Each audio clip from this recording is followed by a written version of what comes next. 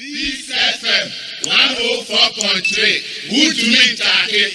Me patro, me da sepa na me fa the PC and my Peace FM for and UTV, Despite Media, ewo emwa so ko enra wo de boa ye na dwumedie no kama na zedi na yihu ye na nra na bro yi pu mafi kwamu a ye People's Manifesto, a manifesto a ye de Ghana for ankasa adwen ne omususu ye na atwere no ye pa hontoma na ɔman no ne wiase nyinaa ehu enyema pa ewu mu a sɛ nyame adom Ghana for ye yewurajo mahama emwa biem to abama no a ye de bada be ye adwuma na ama enuma impuntuo ene afoto aba nhyehyɛ ye pa eba besesa ɔman ne hyebre na di ye yo abre Ghana fo nyinaa na enye di pakakredi na ohwɛ nhyehyɛ pa ewu mu na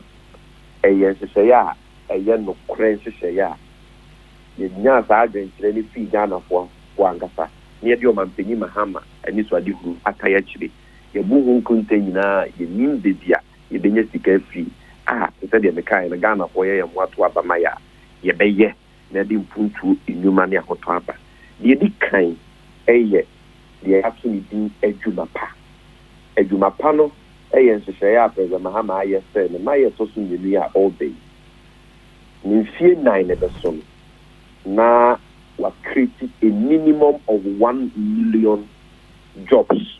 That jobs no ɛyɛ nyuma ya so ne di adwuma pa because ɛyɛ dada adwuma ɛnyɛ adwuma a wakɔ yɛ 2 years and 3 years na we are the next year ɛyɛ adwuma so a ɛho akatua no so mbo a wobɛtumi ɛde ayɛ bibi pa de aboa wo ho ne wabusua ɛno ne ya to ne din agenda 1 million jobs a fikasam ye friend adwuma pa ebi be free ankrankra minimum ne beba through the big push infrastructure investments a yeba beye with $10 billion through tax incentives a yedema businesses a yeba be boa ma ya create in the private sector enwuma ne bi so be free the public sector into omo a omo wie university na SHS omo pe police immigration aban nyuma so be nyomo de eno ne ato ne din enwuma pa de to so mienu de ato ne din chemu pe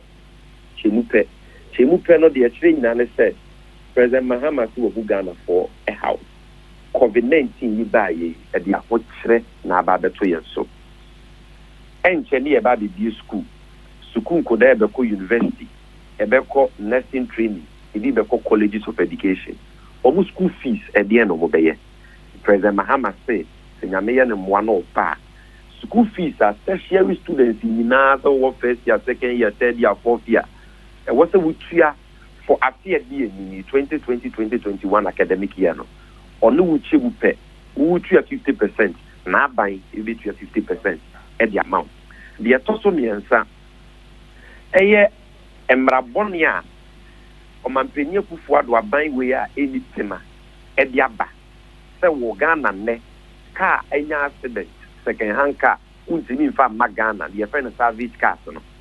Sanche ye eba be ha magazine for abusu kai for eba be bu omunyuma no. President Mahama say to abama no a. Embra na o mampenye kufu ado de aba o de ban service cars no. Obi twam na service cars etinya ba na magazine for ne abusu kai for so etinya nya adwuma amomo businesses akoso. De akoso miensa na enan eye de aso ni free primary health care. Wampeni Mahama say obontoa oba ye nanso nananom Ghana fo be tie isufre no ohun say yayare hwe ho nsem e wo say ye disika shim paaye the NHIS out of a population of 30 million only 12 million Ghanaians and our NHIS cards dodo na premium no kra no omuntimi ntua no manya NHIS cards. President Mahama saw the free primary health care but the training na say Ghana ni bia obeyare under President Mahama by Oko district hospital, Oko clinic, polyclinic, health center, na chip compounder. Abain bema doctor who free untia 1 cedi. Ye misa health insurance scheme card. Ye be free buntu. I just say wow person Oko hospital like a team, it's a regional and teaching hospital, and I'll be used to health insurance scheme card. I will call district hospital, clinic, polyclinic, maybe a keka on it, a buying a big free boon to a wound to your way. The air dip beam, your more friendly, I won't say. 3 years, no, your man Penny Mahama say, and she say a pa, and what's that, your twasso.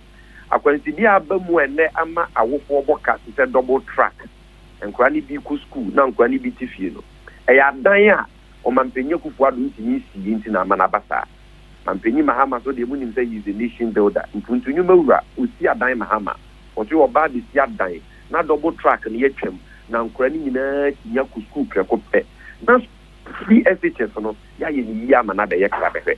Now all your secondary school is free, no, or the private schools in Nabeka. Number 4 also called private schools. So it's not benefited from free SHS. We are your friend be TVET, a technical and vocational education. Credit offers a technical and vocational course, secondary school, and now a technical university, young Canadian friend of polytechnic. No, Unya technical university. Now we have technical or vocational course. President Mahama said, school fees, over free buntu. Ode, and also Eton Chenya. Yen ya no more, no Musikada banks, microfinance, savings and loans, men's good. O mampenya kufuad wetimwadia ben ya ba be gusa enwuma nyina na ebisika akam ebisu wo ho musika na etua kakra di pedodo na akam ebi wo ho kra ya ma mo paper bond ye se 25 years ansa na onsa ka usika no John Dramani Mahama se mo ti musufre oba mo nchen ohu aho kira mo kom ne bra mo bre eti ne ma ye to so mi ni oba ya ase edikan by the end of 2021 ne ye tua obiaka amanensa. Yo. Okay. So say the big push. And then I make the big push. No, because the maternity leave the Matthias and there, the free 3 months at their performance. Now what? Waiting in your 4 months at next year, I'm a band for. Now, member so, yam almost 7 days. Now, the year what? Waiting at Sanan and chain, Abuano at least for the first 1 week, you know. Now, man, so waiting young Now, the big push in the training, and I said. Ghana, you hear coin, you hear school, you hear hospitals, you hear police station, you hear to Numa. They be a buying bar, no, I buy a sope. Or my penny who don't buy the president Mahama no in our big jago.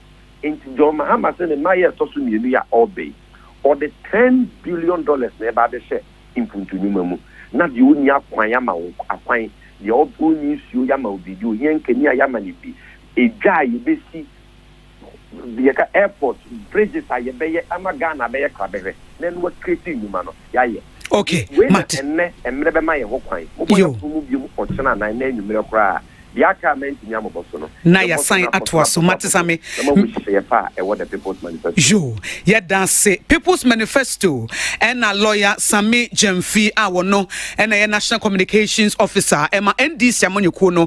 Ya don't know Eddie Hong Komona. This FM 104.3. Good to meet you.